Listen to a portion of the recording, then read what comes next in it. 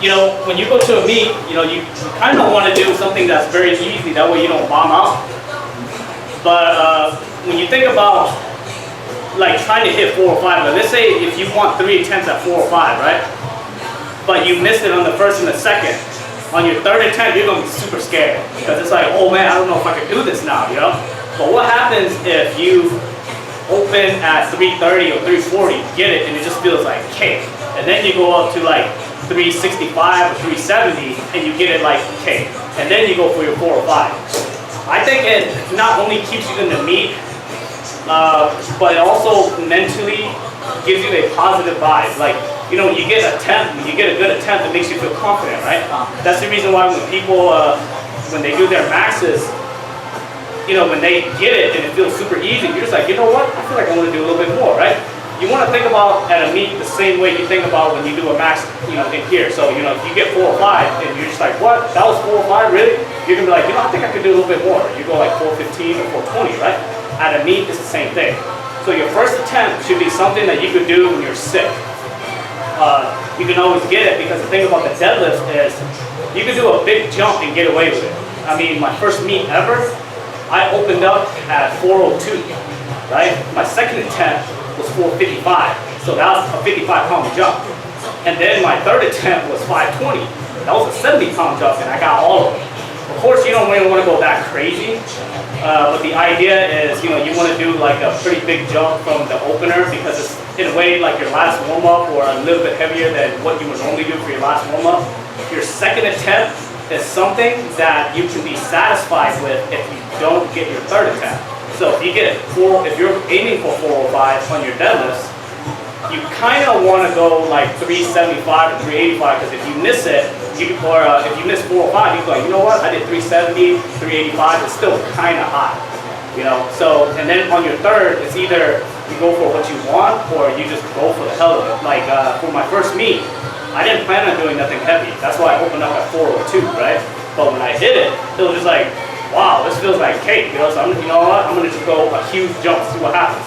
I went 455, and I'm just like, well, I'm already guaranteed to win my meet with 455. Why don't I just hit a PR?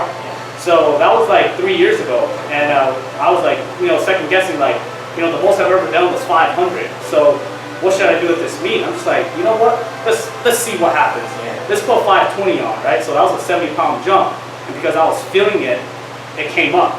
And you kind of want to think of your third attempt like that, either your max or your planned attempt, or if you're feeling super duper good and it doesn't matter if you want to lose anymore or if you just want to test your strength at the meet, then you just go for it. You put on whatever you want. You put 600 on.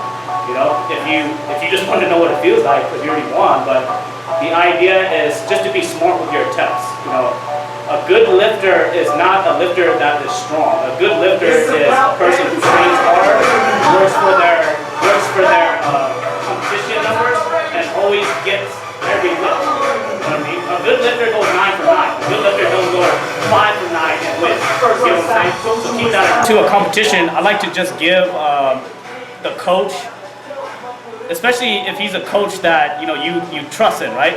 If he gives you that number, that means that you deserved it. No matter what, your training went well. He believes in you, and you should be able to do that weight, right?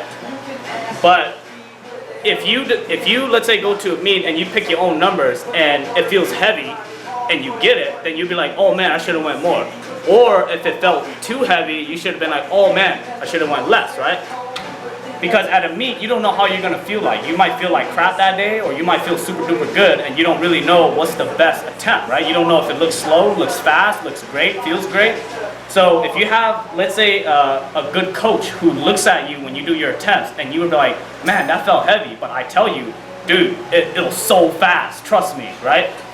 And then we go, let's say a 30-pound jump, and you hit it, and you're just like, you know what? That felt just like the first attempt. It didn't feel any different. Then it builds confidence for yourself at the same time.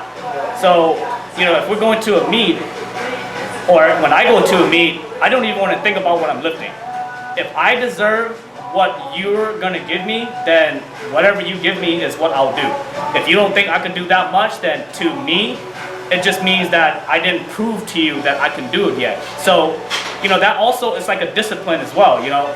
You gotta be disciplined to accept what the coach gives you, and you also gotta be disciplined enough to understand that this is a meet, anything can happen, and you want to be able to tell yourself in the future, oh, I felt like I could have deadlifted 600, but why did my coach only give me 585? Maybe it's because my training didn't go as well as he think it did, or maybe it just didn't look that great that day. Partially also due to the fact that you might place higher. So a coach is only going to look for the best in you. So, if you ever feel like, the coach is trying to hold you back or something like that, I want you to kind of take that out of your mind, because, when you're at a meet, most people get too greedy, and, greed is usually something that kind of messes you up. So you always want to try to stay disciplined and trust the guy that's giving you pointers. And again, what I like to do with my lifters is I like to give them the freedom to choose their own numbers, but I will give them my recommendation. So imagine if you just smoke 375 and you're just like, man, I don't, it felt pretty heavy. I don't know if I should do 405 or 402 or not, right? And then I'll just tell you, that 375 looks so easy. I'm very confident you could do 402, but if you're telling yourself that you can't do 402 that day, we'll go like 395 or something. Something a little bit more comfortable, so it'll put your mind at ease. So it's always good to be very open-minded as a lifter, because if you're hard-headed and you hate it when your coach gives you less than what you think you deserve, you're going to do bad. If you think you're not strong enough, you don't have confidence in yourself, you're going to do bad as well. So the best way to approach attempts and think about the numbers that you should do is always something that should be kind of in the middle. If it feels good, go with that. If it feels bad, go with that. Or if your coach thinks something else, then you kind of want to mix everything together and find out what's best for you. But at a meet, I always let my coaches do the final decision. But that's just me.